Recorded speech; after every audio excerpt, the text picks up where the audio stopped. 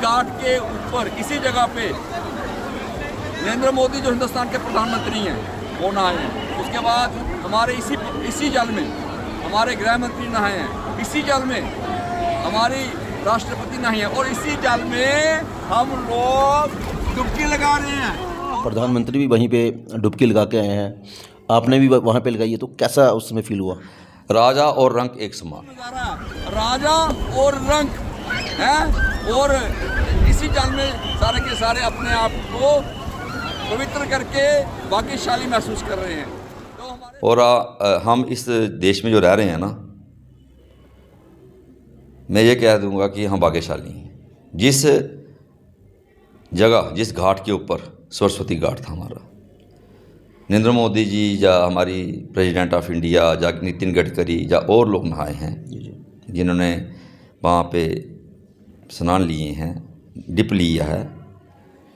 तो अगर हम भी वहीं पे नहा रहे हैं तो इस प्रकार का राजा हमें नहीं मिल सकता। लगी होगी, क्या लगता है कि देविका में भी कभी आस्था की डुबकी लगेगी? पॉसिबिलिटीज़ नहीं है। क्यों सर?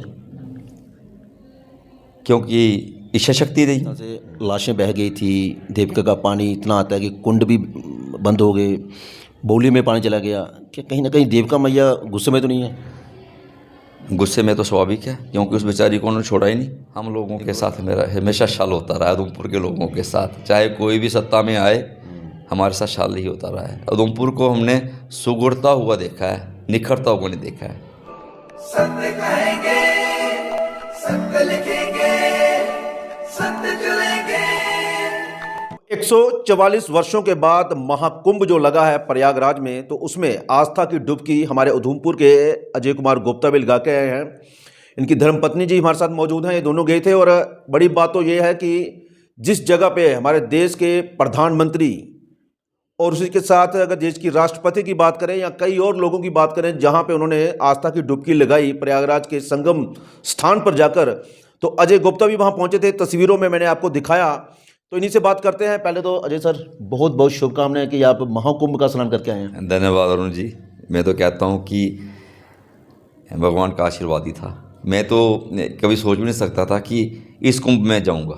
जिस प्रकार की वहाँ मैनेजमेंट थी, जिसको हम एक प्रशासन बोल सकते हैं, हमारे सामने ना, जैसे हम ट्रेन से उतरे तो नीचे उतरते ही मैं वैसे वीडियोग्राफी कर रहा था, यादें होती हैं ना, यादें, तो उनको इकट्ठा कर रहा था। मैंने बोला जी, भगवान के आशीर्वाद से इतने दुनिया में हम लोग आकर के खड़े हुए हैं, जहाँ 50-60 करोड़ लोग जा कर के खड़े हैं, तो वहाँ हम भी खड़े हो गए।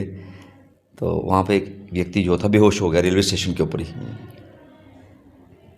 Arun ji, with in fraction, अभी मैं अपनी ऐसी वीडियो बना रहा था, with in fraction of time वहाँ पे पुलिस आ गई उत्तर प्रदेश की, उसको मसाज करने लगे। वहाँ देखते देखते एम्बुलेंस आ गई और उस व्यक्ति को ऐसे उठा करके ले गए जैसे उनका अपने परिवार का हो। मुझे लगता नहीं कि भाई ऐसा होगा, ऐसा हो ही नहीं सकता, जहाँ एक दूसरे का मुंह देखते हैं। उसके बाद एम्बुलेंस में ले गए, तो फिर हम लोग शाम को अपने प्रयागराज चले गए। वहाँ रात को भी अंधेरा, जो अंधेरा था ना, दैट वाज टोटली लाइटेंड। मतलब आप ये नहीं कह सकते थे इस समय यहाँ पे अंधेरा है। ये रहा कुंभ का मेला क्षेत्र और शाम के 7:30 का दृश्य। आइए हम कोई 7:30 पौने 8 बजे जो संगम था वहाँ पहुँचे, जहाँ पे अभी पिछले दिनों में आपने देखा होगा ना कि श्रद्धालु जो थे तो भगदड़ हो गई थी। हाँ, उसी पॉइंट पे गवर्नमेंट ने जो वहाँ पे शौचालय बनाए थे, नीट एंड क्लीन, कोई ये नहीं कह सकता था कि इधर 50 या 60 करोड़ लोग इन शौचालयों का इस्तेमाल किया होगा। ब्लीचिंग को पाउडर कंटिन्यूटी में फेंक रहे थे। स्मेल नाम की, मतलब स्मेल बोलते हैं, स्मेल थी ही नहीं। और मेरा अपना ये अनुभव रहा है कि प्रयागराज जो था उसमें जा कर के जो मुझे एक अंदर से एक सेटिस्फैक्शन जिसको बोलते हैं ना, कि नहीं, कि जिस देश में हम रह रहे हैं और कुछ राज्य ऐसे भी हैं जहां इस प्रकार की कानून व्यवस्था है। नो पिक पॉकेटिंग, जितना सोशल मीडिया में प्रचार किया जा रहा है कि वहाँ पे ये है वो है, कुछ लोग इस तरह की वीडियो बना रहे हैं, ऐसे झूठ बोल रहे हैं। वो पता क्या रहता है, कुछ लोगों को नेगेटिविटी प्रमोट करने की आदत होती है। अब जो लोग नेगेटिविटी प्रमोट कर रहे हैं, जैसे हमारे एक बहुत बड़े चैनल के जो हैं कॉरस्पॉन्डेंट, वो नेगेटिविटी प्रमोट कर रहे हैं जी, पानी में गंदगी बड़ी है, ये बड़ा है, वो खुद भी तो डुबकी लगा रहे हैं। खुद क्यों लगा रहे हैं? आप देखो ना, एक शो चलता है, आप वो रील डालते हैं, तो वजह दिस इज़ रॉन्ग। पानी निसंदेह इतनी पब्लिक नहाई है, और एक ही पॉइंट पे सबको नहा है जहाँ गंगा जमुना और सरस्वती का संगम है। देखो गंगा जी का, सरस्वती का और अपने जमुना जी का जो संगम है, उसी पॉइंट पे सारे नहा रहे हैं। प्रधानमंत्री वहाँ पे नहा रहे हैं। हो सकता है मैं यहाँ नहाया हूँ, वो 2 कदम आगे नहाए, लेकिन जगह वही थी, जगह वही थी। तो नेचुरली इतनी पब्लिक नहा रही है, तो पानी निसंदेह बह रहा है। हो सकता है पानी गंदा भी हो, ऐसा नहीं कि जल है, जल में नेचुरली इतनी पब्लिक नहा रही है, 24 आवर लोग नहा रहे हैं, लेकिन ऐसा लगा नहीं। अजय जी, अगर बात करें तो प्रधानमंत्री भी वहीं पे डुबकी लगा के आए हैं, आपने भी वहाँ पे लगाई है, तो कैसा उस समय फील हुआ? राजा और रंक एक समान। और हम इस देश में जो रह रहे हैं ना, मैं ये कह दूंगा कि हम भाग्यशाली हैं। जिस जगह, जिस घाट के ऊपर सरस्वती घाट था हमारा, नरेंद्र मोदी जी या हमारी प्रेसिडेंट ऑफ इंडिया या नितिन गडकरी या और लोग नहाए हैं, जिन्होंने वहाँ पे स्नान लिए हैं, डिप लिया है, तो अगर हम भी वहीं पे नहा रहे हैं तो इस प्रकार का राजा हमें नहीं मिल सकता, कभी नहीं मिल सकता। क्योंकि हम भी बचपन से देख ही रहे हैं ना, एक अच्छा अभी ये नेगेटिविटी प्रमोट करते हैं जी, वीआईपी कल्चर है वहाँ पे, ये है वो है। वीआईपी कल्चर, देखो उनकी सेफ्टी तो चाहिए ना। जैसे हम पब्लिक में गए हैं तो हमें किसी प्रकार का कोई भय नहीं है, लेकिन उनको तो है, कोई भी कहीं से हिट कर सकता है। इतना सुरक्षा कवच तो चाहिए। हिंदुस्तान के प्रधानमंत्री हैं, लेकिन उसी घाट में जाके नहाए हैं जहाँ पे तीनों जो जल नदियाँ हैं जिनका संगम हो रहा है। तो अच्छा लगा मुझे। आप मानते हैं कि वहाँ की व्यवस्था जो है सरकार द्वारा वो बेहतर है? अद्भुत, बियॉन्ड माई इमेजिनेशन। वहाँ पे एक बुजुर्ग महिला जो थी अपने परिवार से खो गई, बिछड़ गई, अब वो रो रही हैं। तो मैं वैसे, मेरी आदत है, मैं वीडियोग्राफी बनाता रहता हूँ, तो वो मुझे मिल गई। तो मैंने बोला क्या हुआ माता जी, आप क्यों रो रही हैं? तो वो अपनी भाषा में बोलने लगी कि ऐसे हो गया, मुझे समझ नहीं आई। तो मैंने एक यूपी के वहाँ पे आर्मी के थे, मैंने बोला कुछ कह रही हैं, तो उन्होंने उनसे बात की, तो वो कहते हैं कि अपने परिवार से बिछड़ गई हैं। वहाँ पे जो लोग अपने परिवार से बिछड़ जाते हैं उनके लिए केंद्र बनाए हैं। खोया, जो परिवार से खो जाए, बच्चे खो जाएं, केंद्र बनाए हुए हैं। तो ऐसा कि हमारे अमरनाथ जी में भी ऐसा होता है, लेकिन वहाँ पे इतना रश नहीं होता जितना वहाँ पे था। हर व्यक्ति दूसरे व्यक्ति की केयर कर रहा है, और कह रहे हैं कि वहाँ पर पोल लगे हुए हैं, वहाँ पे बड़े बड़े पोल लगे हुए हैं। हर पोल के ऊपर उन्होंने नंबर अंकित किए हैं, जैसे 120, 130, 450। तो वो कह देते हैं कि इस पोल, ये जो 120 पोल है, इस पोल के ऊपर आप अपना सामान रखें और एक व्यक्ति अपना खड़ा कर दें, आपको फिर से इसी पोल के ऊपर आना है। इस प्रकार के पोल के ऊपर नंबर अंकित किए हैं। लोगों को ये प्लेसेस बताए जाते हैं कि आप यहाँ पे अपने परिजनों के साथ पोल के समीप बैठ जाएं। तो व्यवस्था गवर्नमेंट ने जो वहाँ बनाई है, तो उसमें ऐसा नहीं कि कहीं यूँ, मैडम क्या लगता है, लगता नहीं है कि कोई वहाँ पे हमें लगा होगा कि सरकार ने कहीं, सरकार की ओर से कहीं नेग्लिजेंसी होगी ना। बड़ा अच्छा वहाँ पे आप देखेंगे कि खाने के लिए भोजनालय बने हुए हैं और हर प्रकार की सुविधा, चिकित्सालय बने हुए हैं। जब महिलाएं नहा करके बाहर निकलती हैं उनके लिए वहाँ पे ड्रेस, कपड़े चेंज करने के लिए अलग प्रकार के बूथ बने हुए हैं। ओवरऑल अगर आप मान के चलो कहीं मार्ग में भूल जाते हैं तो आपको पुलिसकर्मी मार्गदर्शन करेंगे बिना किसी संकोच के, गुस्सा नहीं, पूछेंगे कहाँ आपका परिवार कहाँ है। तो नेचुरली इतनी पब्लिक को कंट्रोल करने के लिए कहीं इंसान स्वयं भी खो जाता है, लेकिन हमें ऐसा लगा नहीं। अच्छा, फिर हम एक वाहन में आ रहे थे तो उस व्यक्ति ने वाहन रोक दिया, तो वो पुलिस का कर्मचारी खड़ा था, उसने उस ऑटो वाले को पकड़ लिया, भाई बताओ इनसे कितने रुपये ले रहे हो। उसने बोला मैंने इनसे लिए नहीं है।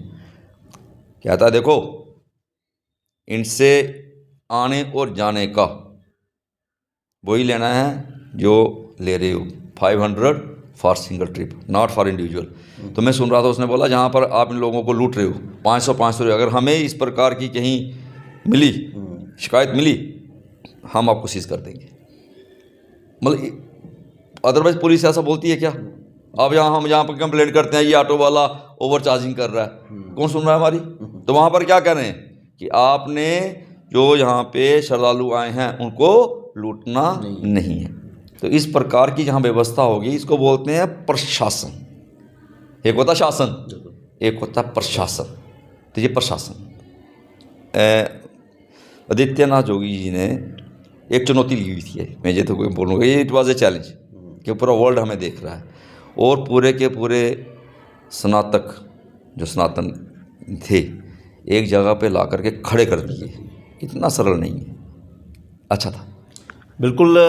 कुंभ की बात करें तो महाकुंभ जो इस बार हुआ है 144 वर्षों के बाद हुआ, और महाकुंभ में पहुंचना ही अपने में बड़ी बात है। और उसमें जब स्नान करना, उन जो 3 संगम वहाँ पे होते हैं तो वहाँ पे स्नान करना भी अद्भुत है। जिस तरह से अजय जी बता रहे हैं, खुद वहाँ गए थे और इनका जो बताने का तरीका है, जो इन्होंने वहाँ का एक्सपीरियंस शेयर किया है, तो वाकई हम भी सोच रहे हैं कि हम भी जल्दी वहाँ पर पहुँचे और वहाँ पे डुबकी लगा के आए। लेकिन अजय जी बात करें तो गंगा की बड़ी बहन हमारे उधमपुर में ही है, देविका, काफ़ी चर्चित रहती है, लेकिन अभी तक देविका में इस तरह की आस्था की डुबकी जो कह रहे हैं हम देखने को नहीं मिलती, यहाँ लगी होगी। क्या लगता है कि देविका में भी कभी आस्था की डुबकी लगेगी? पॉसिबिलिटीज नहीं है। क्यों सर? क्योंकि इच्छा शक्ति नहीं है।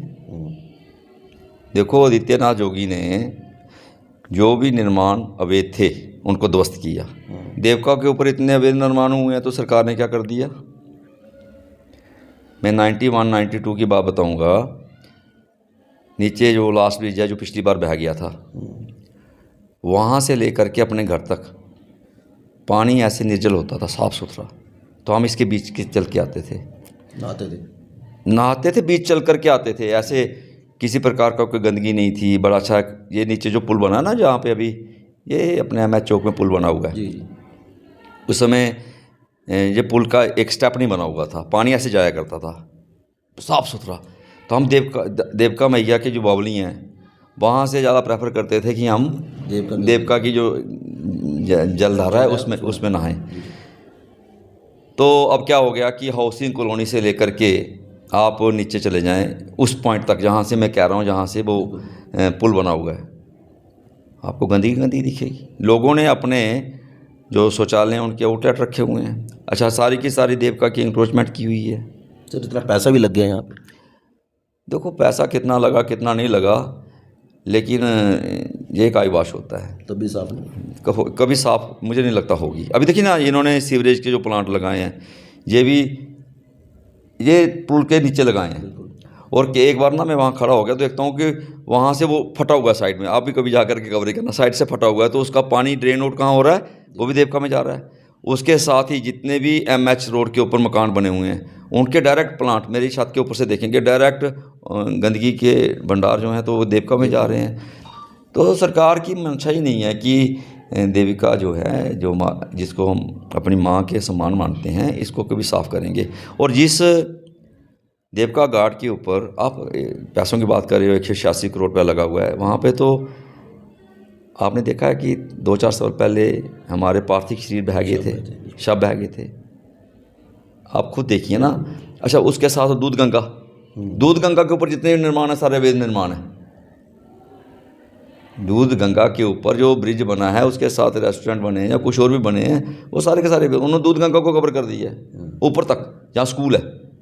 स्कूल जब एक स्कूल है ना लेफ्ट साइड में देखेंगे आप जाएंगे, लेफ़्ट साइड नीचे स्कूल है, वहाँ से उन्होंने इंक्रोचमेंट कर दी लोगों ने और दूध गंगा को कवर कर दिया।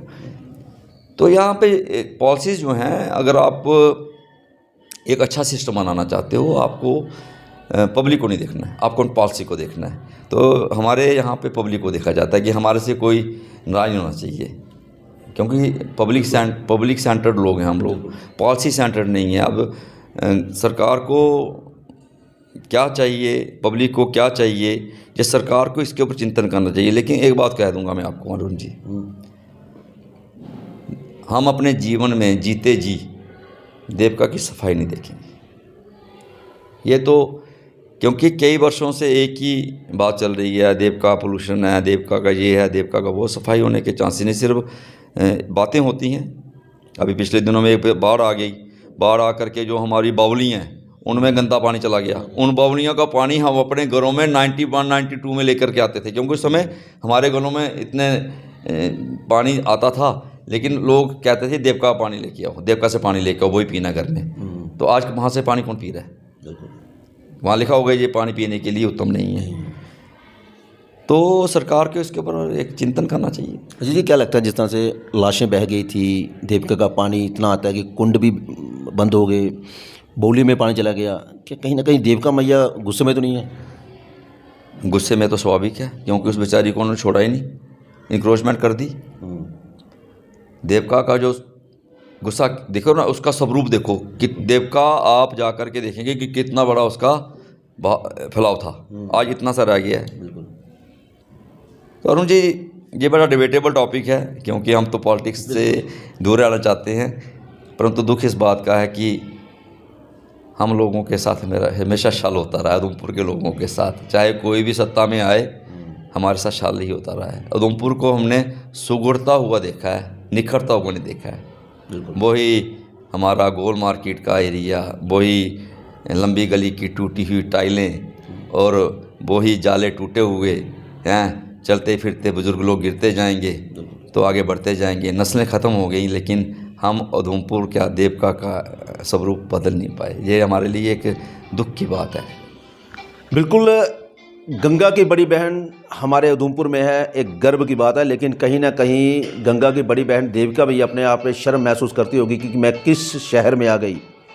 यहाँ पे इतना पैसा लगाने के बाद भी मुझे स्वच्छ नहीं कर पाए, और उसके बाद उनके जल का अभिषेक भी नहीं कर पाते हैं लोग। नहाना तो दूर की बात है, डुबकी भी नहीं लगा पाते हैं, क्योंकि पानी इतना दूषित कर दिया लोगों ने, देवका मैया को अपवित्र कर दिया है, जिसके कारण मैया भी कई बार अपना गुस्सा दिखाती है, लेकिन अभी तक लोगों को समझ नहीं आती है। यहाँ से लोग प्रयागराज जाते हैं, जैसे इन्होंने कहा, लेकिन उसके बाद अगर कुंभ खत्म होता है, महाकुंभ, तो उसके बाद भी लोग गंगा नहाने जाते हैं। लेकिन भाई, गंगा की बड़ी बहन आपके घर में है, तो फिर यहाँ पे डुबकी क्यों नहीं? ये एक बड़ा प्रश्न है उन लोगों के लिए जो दावे करते हैं, वादे करते हैं कि हमने देवका को स्वच्छ कर दिया, स्वच्छ कर रहे हैं, इतना पैसा लगा दिया, सौंदर्यीकरण हो गया। लेकिन भाई साहब, सिर्फ सौंदर्यीकरण से कुछ नहीं होगा जब तक देविका मैया को आप लोग वो स्वरूप नहीं देंगे जिस स्वरूप में यहाँ पे ये पहुँची थी। ये सर क्या कहना चाहते हैं लास्ट में? मैं बिल्कुल कहना चाहता हूँ कि देवका मैया जो है उसका एक अपना स्थान है। जैसे मैं पिछले दिनों में वाराणसी चला गया था, वहाँ गंगा मैया के तट के ऊपर एक पूजा आराधना हो रही थी, और हम कम से कम 3 घंटे वहाँ बैठे रहे। तो मैं और मेरी वाइफ दोनों, हम ये सोच रहे थे कि क्या उधमपुर में देवका, जिसको कहते हैं ना कि गंगा मैया की बड़ी बहन है, क्या हमारे उधमपुर में इस प्रकार की कभी पूजा आराधना हो सकती है? क्या पर्यटक इस प्रकार से आकर के बैठेंगे? तो मैं अरुण जी यही कहूँगा कि मैंने अभी 2 मिनट पहले आपसे कह दिया कि हो सकता है कि हम अपने जीते जी ये सब कुछ ना देख पाएँ, लेकिन अपने बच्चों को पक्का कहेंगे कि अगर आप कहीं सत्ता में पहुंचते हो, अपने उधमपुर का सौंदर्यीकरण करें, क्योंकि हमने जन्म भी जहां लिया है और हमारी मृत्यु भी जहां पे होगी, और जो हमारी मृत्यु जहां होगी उस घाट को पवित्र रखना, उसका अच्छा बनाना, उसका सौंदर्यीकरण करना, वो हमारी प्राथमिकता होनी चाहिए। और सरकार को भी इसके ऊपर चिंतन करना चाहिए। ये भावनाओं के साथ खेल है, भावनाओं के साथ खिलवाड़ है। अगर जोगी जो हैं आदित्यनाथ जी, इतना सा प्रयागराज है, इतना सा, वहाँ पर आधा हिंदुस्तान ला करके खड़ा कर सकते हैं। हमारा जो उधमपुर है, वहाँ कम से कम उधमपुर के लोगों तो खड़ा करो। काफ़ी बड़ा प्रश्न है इनका, और हम भी चाहते हैं जनता कमेंट बॉक्स में अपनी राय जरूर दें कि आखिरकार जो अजय गुप्ता जी ने जो बातें कही हैं देविका को लेकर, इसके ऊपर आपका क्या विचार है। धन्यवाद।